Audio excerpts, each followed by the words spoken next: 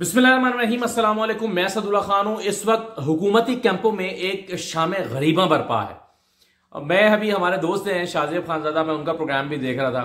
ख्वाजा आसिफ साहब का मुंह लटका हुआ था। खुद शाहजेब खानजादा जो है वो भी बड़ा इस पर सवालात उठा रहे थे कि ये बेंच 8 रुकनी बेंच कैसे बन गया और किस तरह से ये हम ख्याल जजेस दोबारा बैठ रहे हैं।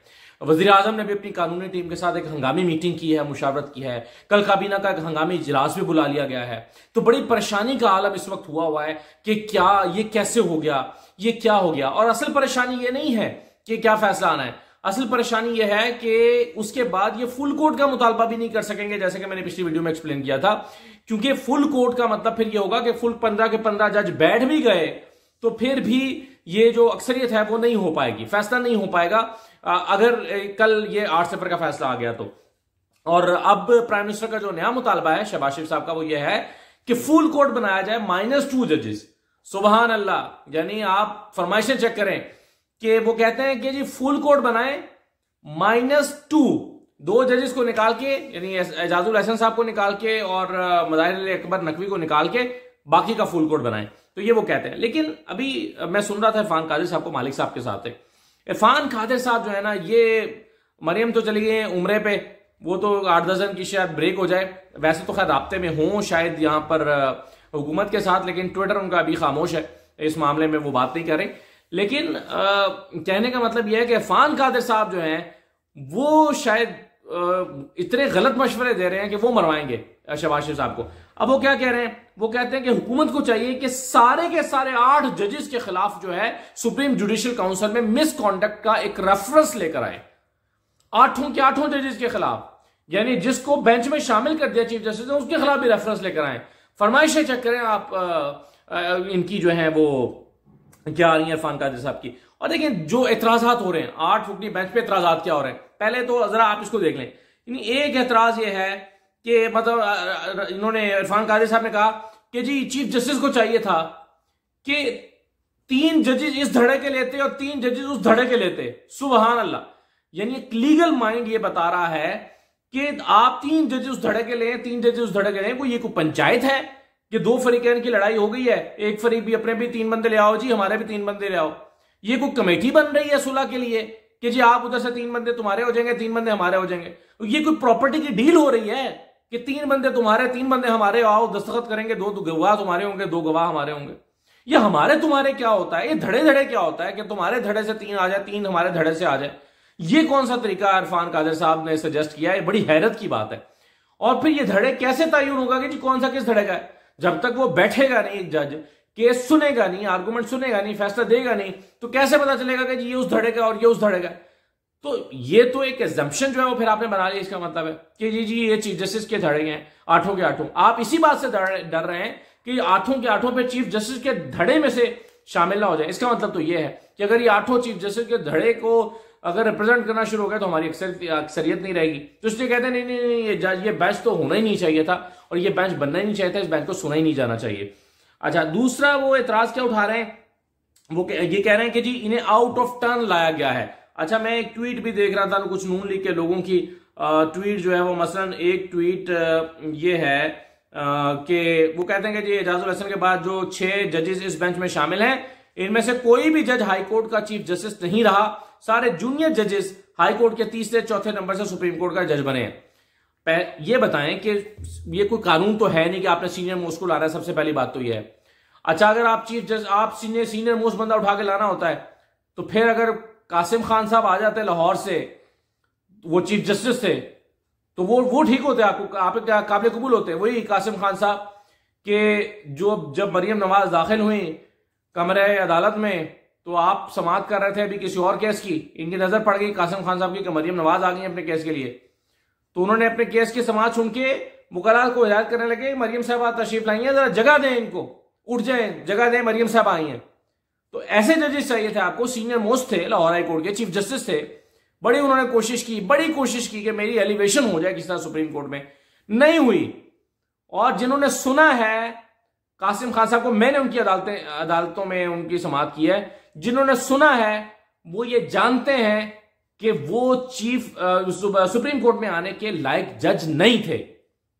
एक मेजॉरिटी ऑफ दी जो वकला हैं या कानूनी माहिरीन है, उनकी राय यही है उनके बारे में। मुझ जैसा जो नाकिसुल अक्ल है, जो अदालती मामलात में, उसको साफ नजर आता है कि वो केस को कैसे सुनते थे, कैसे लेके चलते थे, क्या उनके आर्गूमेंट होते थे। कभी बढ़ के मारने लगते थे, कभी जो है वो कुछ कहने लगते थे, कभी अगले दिन माफी तराफी कर लेते थे। तो वो एक और तरह के ज़हनी अपसेट से आदमी थे। आप चाहते हैं कि चीफ यानी सीनियर मोस्ट आना चाहिए, तो इस तरह का मवाद आना चाहिए आपके पास। और यही बात जो है उन्होंने भी की है, इरफान कादिर साहब ने भी, कि जी इनको तो आउट ऑफ टर्न लाया गया है। या आउट ऑफ टर्न क्या होता है? काबिलियत को देखकर एक काउंसिल बैठ के फैसला करती है कि जज को आना चाहिए तो उसको आना चाहिए। तो फिर आप जो है वो इसमें सीनियर और जूनियर की तफरीक करके कि जी आउट ऑफ टर्न आए हैं, तो ये आज एतराज उठा रहे हैं इस बेंच में बैठने वालों पर, तो ये कोई एतराज नहीं है। ये जो देखें जितने एतराजात हो रहे हैं ना, मसलन अब एक पाकिस्तान बार काउंसिल ने एहतजाज का हड़ताल की कॉल दे दी है कल। उन्होंने कहा कि जी ये इस बेंच पर एतराज है। अच्छा, क्या एतराज है? वो कहते हैं जी अगर सीनियर मोस्ट 8 जजेस का बेंच बनाया जाता तो बेहतर होता। 8 जज ही बनाने थे तो टॉप 8 बना लेते। ये कह रहे हैं जनाब पाकिस्तान बार काउंसिल के लोग, हारून रशीद साहब और पाशा साहब, हसन रजा पाशा साहब, वो ये कह रहे हैं भाई आज तक अगर चीफ जस्टिस का ये इख्तियार है कि वही बेंच बनाए, तो फिर उन्होंने अपने इख्तियार को इस्तेमाल किया है। आज से पहले और केसेस में आप क्यों नहीं कहते कि टॉप ले लें 8, या ऊपर के तीसरा और चौथा छोड़ के 8वां 9वां ले लें, या फलां और फलां को छोड़ दें, फलां को ले लें। ये कोई फरमाइशी गानों का रेडियो प्रोग्राम है जो आप फरमाइशें कर रहे हैं? जो प्राइम मिनिस्टर ने कहा कि जी इन 2 को छोड़ दें, बाकी फुल कोर्ट बना दें। सुभान अल्लाह भाई, ये तो फरमाइशी गानों का प्रोग्राम ऐसा लगता चल रहा है।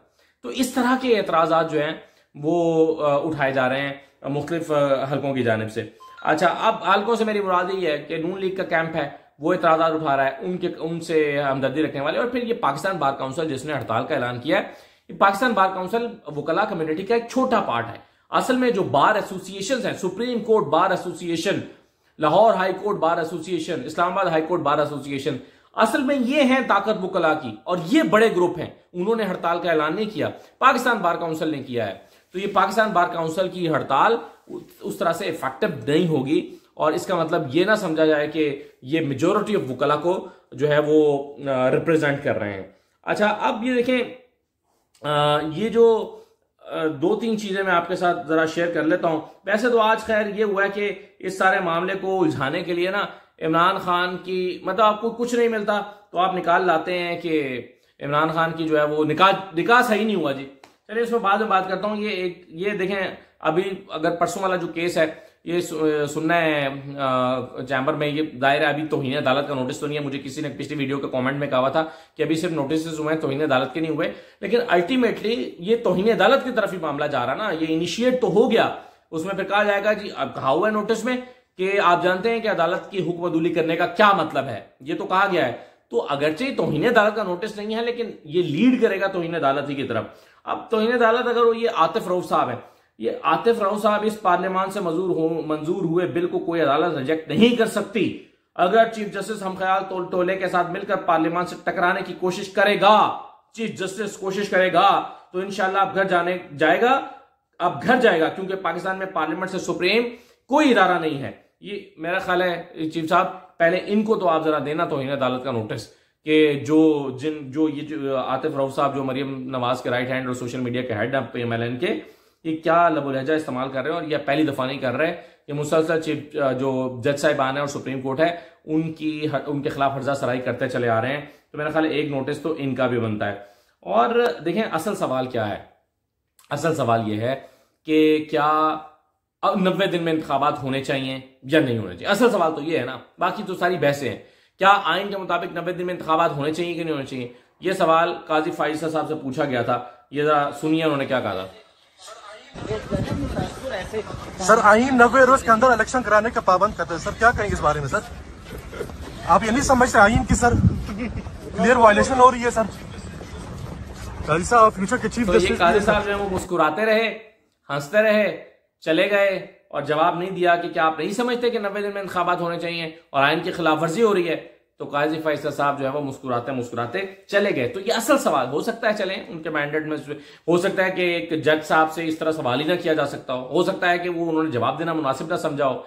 लेकिन बहरहाल सवाल असल यही है कि इलेक्शन 90 दिन के अंदर होने चाहिए या नहीं होने चाहिए। इसका जवाब देने के बजाय बहसें हो रही हैं ये जज, ये बेंच बन गया, वो बेंच बन गया, और ये बेंच क्यों बनाया गया? देखें, असल बात तो फिर यही है कि जब आपने, यानी जो लोग काजी फाइज ईसा के उन नोट्स और उन फैसलों को जो अभी उन्होंने हाल ही में दिए हैं, वो हाफिज वाले केस में, तो वो जो उन्होंने फैसले दिए हैं, अगर काजी फाइज ईसा साहब से नहीं पूछा जा सकता या उन पर एतराज नहीं हो रहा कि भाई आपने कैसे सुन लिया इस केस को, तो फिर इसका मतलब यह है कि और चीफ जस्टिस के पास तो बहरहाल आज की तारीख तक इख्तियारात मौजूद हैं कि अच्छा, फिर एक एतराज और हो रहा है, मैं भूल गया था। एक एतराज ये हो रहा है कि जनाब अभी तो ये बिल बना ही नहीं है, अभी कैसे सुन सकते हैं? यानी अभी तो सिर्फ पार्लियामेंट से मंजूर हुआ है, तो चीफ अभी गया हुआ है सदर के पास दस्तखत होने के लिए, तो बिल बन जाएगा तो चीफ जस्टिस को सुने।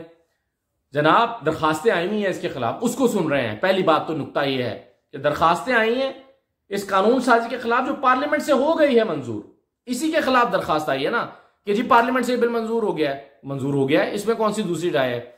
अब उसके खिलाफ दरखास्त आ गई है कि जी पार्लियामेंट से मंजूर हो गया। कानून बन जाने पर दरखास्त नहीं आई कि कानून मंजूर हो गया है, इस पर दरखास्त नहीं है। दरखास्त इस बात पर है कि जी पार्लियामेंट ने एक ऐसा कानून मंजूर किया है जिसमें ये प्रॉब्लम्स है, उस पर समाअत हो रही है। और वैसे भी एतराज करने वाले क्या चाहते हैं? एतराज करने वाले चाहते हैं कि एक दफा कानून बन जाए, सदर के दस्तखत हो जाएं, उसके बाद हम कहें कि ना जनाब अब तो आप ये 8 रुकनी बेंच बना ही नहीं सकते, अब तो बेंच बनाने के लिए 3 टॉप जजेस बैठ के बेंच बनाएंगे, आप तो बेंच ही नहीं बना सकते। तो ये एतराज करने वाले समझते हैं कि जब जज का, चीफ जस्टिस साहब का ये इख्तियार खत्म हो जाएगा, उसके बाद ये मामला जब आएगा तो हम एक नया रौला डाल सकेंगे और एक नई कानूनी बहस छेड़ सकेंगे कि जनाब ये जो आप आज कह रहे हैं ना कि आपने 8 रुकनी बेंच बनाया, नहीं अच्छा नहीं है, अगर वैसा बनाते, हम ख्याल ना बनाते, टॉप 8 ले लेते या फुल कोर्ट बना देते, तब ये कहेंगे कि जनाब चीफ जस्टिस साहब तो बना ही नहीं सकते बेंच तो बनाएंगे टॉप 3 जजेस मिलके। तो ये मेरा ख्याल है कि इस तरह की चीजें प्लान करके बैठे हुए हैं। आखिर में जाते जाते वो जो आज सारा दिन उन्होंने शोर मचाए रखा है कि इमरान खान का निकाह ठीक नहीं हुआ, शाहजेब खानजादा ने भी सारा गुस्सा इसी पे उतार दिया, आधा प्रोग्राम इस पे कर दिया कि निकाह ठीक नहीं हुआ इमरान खान का। तो ये देखें, मैं आपको बताऊं, ये कुछ भी इस वक्त नून लीग नया नहीं कर रही, कुछ भी। चीफ जस्टिस के साथ टकरा रहे हैं, 97 में टकरा चुके हैं, सेम चीजें रिपीट कर रहे हैं, अपने मुखालिफिन की किरदार कुशी करते हैं, माजी में भी कर चुके हैं और एन उसी तरह करते हैं जिस तरह पहले कर चुके हैं। बेनजीर के बारे में भी ऐसे ही किरदार कुशी किया करते थे, उनकी तस्वीरें जहाजों से फेंकते थे और इस्लाम औरत की हुक्मरानी को हराम करार देते थे। और ये देखें, जो उस जमाने में इन्होंने बेनजीर के खिलाफ फतवा दिलाया था कि दार इस्लाम से खारिज हो गई, इनका निकाह खत्म हो गया है और जो इनकी इंतखाबी मुआवनत करेगा वो जहन्नुम में जाएगा। ये सुने जरा। ये नजीर साहिबा इस्लाम से खारिज हो गई हैं, उनका निकाह टूट गया है। अगर वो तौबा नहीं करती तो कतई तौर पर वो इस्लाम में दाखिल नहीं हो सकती और मुसलमान नहीं समझी जा सकती। अब जो शख्स उनको मुसलमान समझकर उनसे सियासी, समाजी, अदबी, इंतखाबी ताउन करेगा, वो इस्लाम से खारिज है। मैं कुरान सर पर उठाकर कहता हूं कि वो जन्नत में नहीं जाएगा जनाब जो बेनजीर से ताउन करेगा। तो ये फतवे नए नहीं है। अब ये इस वक्त देखें, इमरान खान के खिलाफ घड़ी का अगर बयानिया नहीं बना, इमरान खान के खिलाफ जो है वो बैड गवर्नेंस का बयानिया नहीं बना, करप्शन का बयानिया नहीं बना, तोशाखाने का बयानिया नहीं बना, अगर ये सारे बयानिया इमरान खान के खिलाफ नहीं बने ना, तो ये भी नहीं बन पाएगा। ये किसी की निजी जिंदगी में इंटरफेयर करने के मुतरादिफ है। और इस वक्त जो है वो लोग आपकी महंगाई को इस नुक्ते की वजह से हजम करने के लिए तैयार नहीं है। आपकी बैड गवर्नेंस, बैड परफॉर्मेंस, महंगाई और मईशत का सत्यानाश, इसको इस वक्त लोग इन बातों से टर्न अराउंड नहीं होंगे। इसलिए बेहतर है कि जो असल मामला है उस पर फोकस करें ताकि अपना मुकदमा बेहतर तरीके से लड़ सकें। इजाजत दीजिए, अल्लाह हाफिज।